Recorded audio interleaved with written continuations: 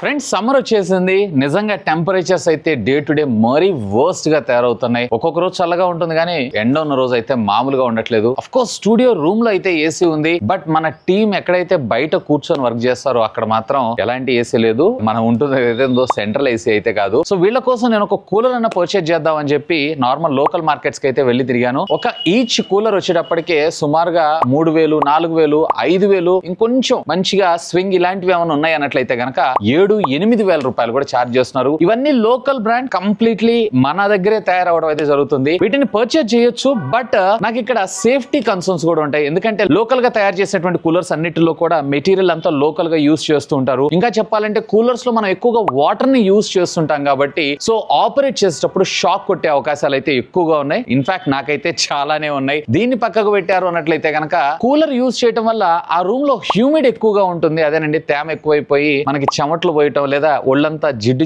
అవటం ఇలాంటివన్నీ మనం కామన్ గా చూస్తుంటాము. అండ్ వీటితో పాటు పవర్ బిల్ కూడా మనకి ఎక్కువగా రావడం జరుగుతుంది. అండ్ మ్యాక్స్ టు మ్యాక్స్ 1 లేదా నెక్స్ట్ ఇయర్ వచ్చేటప్పటికల్లా కూలర్ అనేది ఆల్మోస్ట్ ఆల్ యూజ్లెస్ అవుతుంది. మళ్ళీ తిరిగి మరొక సరికొత్త కూలర్ అయితే మనం ఖచ్చితంగా పర్చేజ్ చేయాల్సి ఉంటుంది. సో అలా అని చెప్పి మళ్ళీ ఏసీ పెట్టించుకుందాము అన్నట్లయితే గనక అక్కడ మళ్ళీ 60-70 వేల రూపాయల దాకా పర్చేజ్ చేయాలి. ఎందుకంటే హాల్ సైజ్ కవర్ చేసే కూలింగ్ టెక్నాలజీ కావాలన్నట్లయితే మినిమం 2 లేదా 2.5 టన్ కావాలి. సో అక్కడ మళ్ళీ దగ్గర 50-60 వేల రూపాయల దాకా ఖర్చు అయ్యేటువంటి అవకాశం ఉంది. బట్ రీసెర్చ్ చేయగా నాకు దొరికినటువంటి కూలర్ ఇది. ఎస్, కెన్స్టార్ అంటే మీ అందరికి తెలిసిందే, వెల్ నోన్ బ్రాండ్. అండ్ దీంట్లో హెర్క్యులస్ 100 లీటర్స్ కి సంబంధించినటువంటి ఎయిర్ కూలర్ ఇది. అఫ్ కోర్స్ నార్మల్ గా ఉండేటువంటి రెగ్యులర్ కూలర్స్ కన్నా గానీ ఇది కొంచెం కాస్ట్ ఎక్కువగానే ఉంటుంది, బట్ వర్త్ ఫర్ ప్రోడక్ట్. ఎందుకంటే దీంట్లో మనకి ఆటో స్వింగ్ ఫీచర్ ఇచ్చారు. And eco friendly evaporation cooling టెక్నాలజీతో పాటు క్వాడ్ ఫ్లో టెక్నాలజీని కూడా మనకి ఇందులో ఇంప్లిమెంట్ చేశారు. ముఖ్యంగా చెప్పాలన్నట్లయితే ఎండాకాలంలో మనకి పవర్ పోతూ ఉంటుంది. అలాంటి సందర్భాల్లో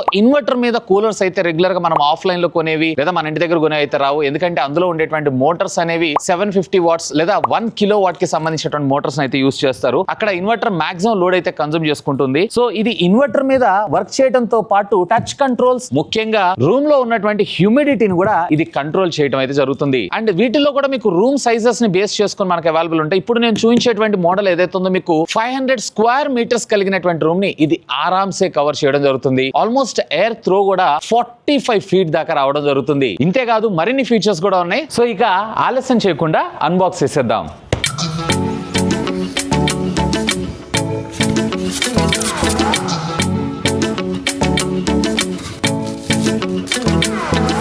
so this is the cooler. Box లో వచ్చేటప్పటికే మనకి జస్ట్ ఒక కూలర్, అలాగే ఒక చిన్న మినీ రిమోట్ కంట్రోల్, అండ్ దీంతో పాటు కింద 360 డిగ్రీస్ రొటేటబుల్, చాలా సింపుల్ గా మనం ఎక్కడికంటే అక్కడికి యూజ్ చేసుకోవటువంటి విధంగా ఇక్కడ మనకి రొటేటబుల్ వీల్స్ 5 ఇచ్చారు. ఇక ఫిజికల్ ఓరియో అంటే ఇదంతా కూడా మనకి పాలీకార్బోనేట్ ప్లాస్టిక్ యూజ్ చేయడం జరిగింది. అది కూడా టఫ్ అండ్ ప్లాస్టిక్ ని యూజ్ చేశారు. బేసిక్ గా ప్లాస్టిక్ ఉండడం వల్ల ఒక అడ్వాంటేజ్ ఏంటంటే దీంట్లో మొత్తం మనకి వాటర్ ఉంటుంది కాబట్టి water is a good conductor of heat and electricity కాబట్టి తెలిసి తెలియక టచ్ చేసినా గానీ షాక్ వచ్చేటువంటి అవకాశం అయితే ఆల్మోస్ట్ ఆల్ 0. అండ్ ఇంతేకాదు ఫ్రంట్ ప్యానెల్ లో మనకి పవర్ గానీ లేదా స్పీడ్ కంట్రోల్స్ కానీ, టైమర్ గానీ, అలాగే స్వింగ్ కూల్ ఫీచర్స్ ఇవన్నీ కూడా మనకి అడ్జస్టబుల్, అది కూడా టచ్ కంట్రోల్స్ ని మనకు ప్రొవైడ్ చేయడంతో పాటు ఇక్కడ మనకి ఒక 1.5 మీటర్ కి సంబంధించినటువంటి కేబుల్ అయితే మనకు ప్రొవైడ్ చేశారు. అండ్ ఇదంతా కూడా హనీ కాంబో కి సంబంధించినటువంటి న్యాచురల్ మెటీరియల్ ని యూస్ చేస్తూ ఈ సైడ్ వాల్స్ అన్నిటిని కూడా డిజైన్ చేయడం జరిగింది. ఇంతేకాదు దీని సైడ్స్ లో మీకు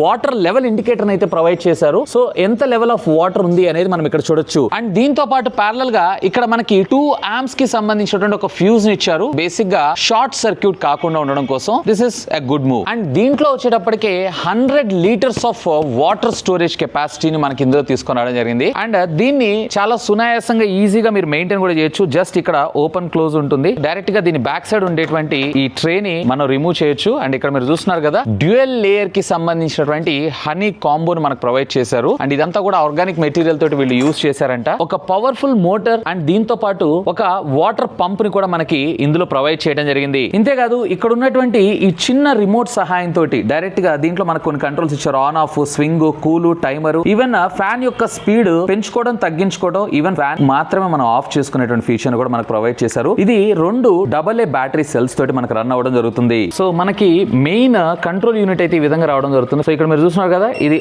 ఆన్ అండ్ ఆఫ్ కండిషన్ లో. సో ఇక్కడ మనకి లైట్ బ్లింక్ అవుతుందంటే ఇది ఆఫ్ కండిషన్ లో ఉన్నట్లు. మొత్తం కూడా టచ్ కంట్రోల్సే. అండ్ ఇది ఫ్యాన్ యొక్క స్పీడ్, ఇది లో, అలాగే హై, మీడియం. సో మూడిట్లో మనం అయితే కాన్ఫిగర్ చేసుకోవచ్చు. అండ్ ఇంట్రెస్టింగ్ గా ఇందులో మనకి టైమర్ ని కూడా ప్రొవైడ్ చేశారు. ఇక్కడ మీరు చూసారు కదా, అవర్స్, ఇప్పుడు 1 అవర్, ఇప్పుడు 2 అవర్, అలాగే 2+1 3 అవర్స్, అలాగే 4 అవర్స్, అలాగే 4+1 5 అవర్స్, అలాగే 4+2 6 అవర్స్, అలాగే 4+3 7 అవర్స్. మ్యాక్స్ టైం వచ్చేటప్పటికి మనము 7 అవర్స్ దాకా దీన్ని అయితే యూస్ చేసుకోవచ్చు. అంటే మీకు ఎంత టైం తర్వాత ఆటోమేటిక్ ఆఫ్ అవ్వాలనేది మనకి ఇక్కడ ప్రోగ్రామ్ చేశారు. అండ్ స్వింగ్ తెలుసు కదా మీకు, లెఫ్ట్ అండ్ రైట్ మూవ్ చేసుకోవడం కోసం. బట్ టాప్ అండ్ బాటమ్ కావాలనుకుంటున్నారు అన్నట్లయితే ఇక్కడ ఉండేటువంటి పిన్ ని మీరు అడ్జస్ట్ చేసుకుని టాప్ అండ్ బాటమ్ కి మీరైతే యూస్ చేసుకోవచ్చు. ఈవెన్ ఇక్కడ మనకి కూల్ ఉంది చూసారా, ఇది నార్మల్, అలాగే ఇక్కడ ఇంటర్మీడియట్ కూలింగ్ అని అంటున్నారు వీళ్ళు. బేసిక్ గా రెగ్యులర్ గా ఉండేటువంటి కూలర్స్ అన్నిటిలో మనకి మోటార్ తో పాటు అందులో ఉండేటువంటి వాటర్ మోటార్ ని కూడా మనం ఆన్ చేసుకోవచ్చు, ఆఫ్ చేసుకోవచ్చు. అంతే, మళ్ళీ హీట్ పెరుగుతుంది లేదా వెనకున్నటువంటి ప్యాడ్స్ అన్ని కూడా డ్రై అయినాయి అన్నట్లయితే మళ్ళీ తిరిగి వాటర్ మోటార్ అయితే మనం ఆన్ చేయాలి. బట్ దీంట్లో ఏంటి అంటే ఒక సర్టెన్ టైం ఫ్రేమ్ లో ఇది